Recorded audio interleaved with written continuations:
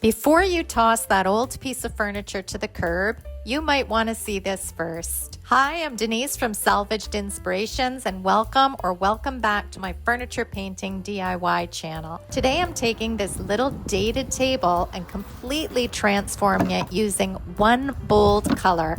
This color was definitely outside my comfort zone, but just wait until you see how it all turns out at the end. When I brought this trash table home, I gave it a good once over and saw that this piece is a mass-produced reproduction.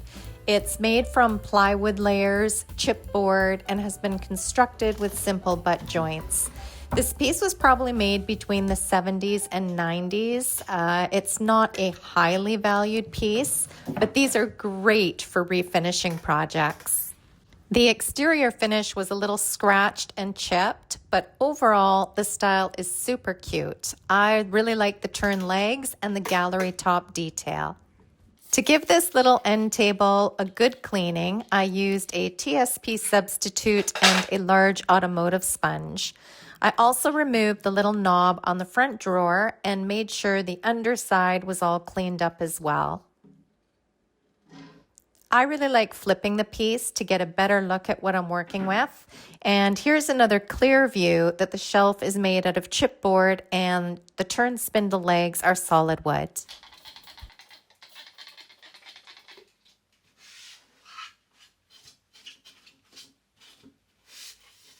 Once the piece was thoroughly cleaned and 100% dry, I brought it into my sanding room, and to scuff sand the finish on this end table, I used my handy 220 sanding sponge. These work really well to scuff up the existing finish and to get around all the details on these turned wooden legs. After it was all scuff sanded, my plan for this piece was to paint it, distress it, and have the black showing through, and then antique it with a dark wax. So therefore, I did not use a primer, but I really wish I had, because once I started using this paint color, I loved it, and my total plan changed. I did not want to distress. And speaking of color, here's the fun part. I kept thinking about my recent trip to Portugal, especially the roadside orange trees where we were literally picking fresh fruit and eating it on the spot. It was such a highlight. So that memory inspired me to go with this bold Florida orange chalk mineral paint. It's definitely outside my usual comfort zone. I've actually only used this color a handful of times, but wow, it really makes a statement.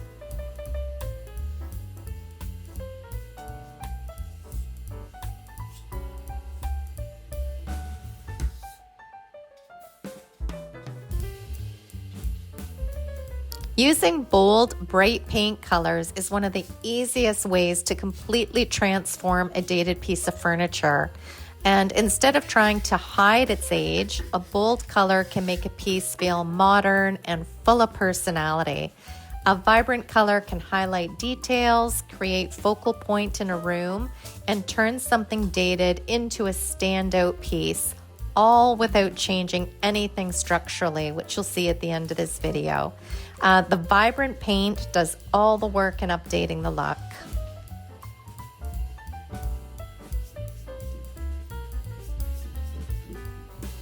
And as I mentioned, once I saw how vibrant and fun this color looked on its own, I totally changed course. The only downside is without primer, it took 4 coats to get full, even coverage, but so worth it in the end. And as per usual, the first few coats looked scary, hideous. Oh, they look so bad. But you just have to follow and trust the process, and it turns out all good in the end. I left the paint to dry overnight, and the following morning I came down to add a little extra personality, and I decided to decoupage the drawer using this vintage orange rice paper. This is one of my favorite ways to customize a piece, and it's super easy to do. I like laying the paper in the drawer and then creasing it along each edge.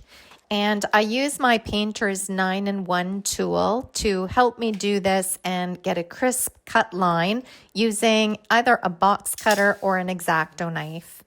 I've also creased the edges, took the rice paper out and cut it with a pair of scissors. So whichever way feels more comfortable for you, either way works nicely.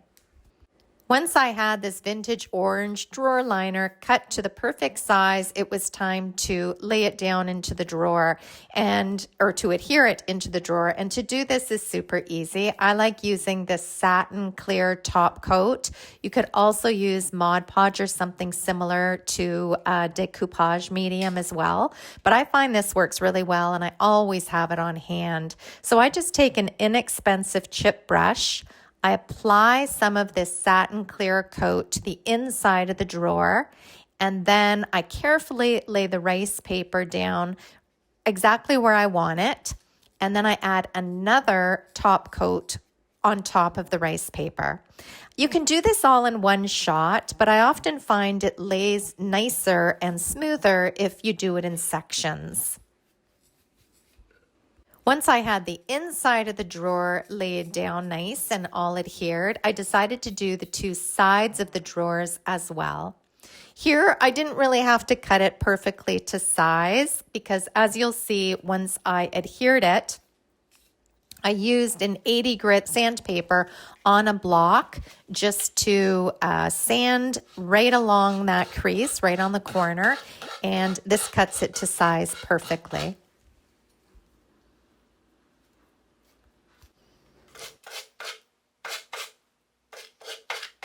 Once everything was completely dry, I sealed the entire piece to protect this finish.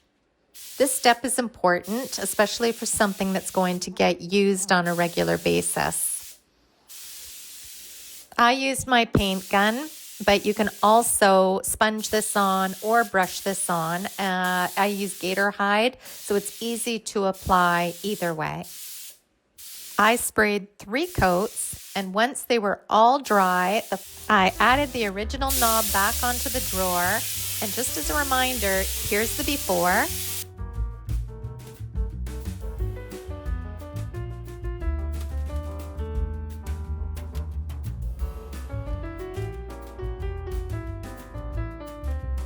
And here's the after. I just love how this turned out. I mean, what a difference, right? Same table, but now it's bright, bold, and full of personality. I hope you enjoyed this makeover as much as I enjoyed doing it. And this is exactly why I love furniture makeovers. You don't need to buy new, you just need a little vision and sometimes a little courage to step outside your comfort zone.